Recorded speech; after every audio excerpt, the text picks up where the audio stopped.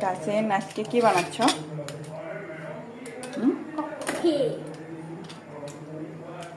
Coffee বানাতে পারো তুমি? হ্যাঁ। কিভাবে বানাই?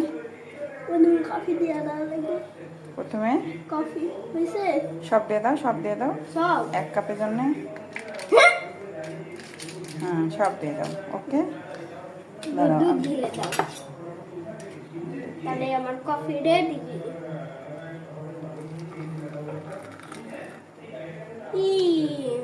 এতটা? আর একটু দাও। না,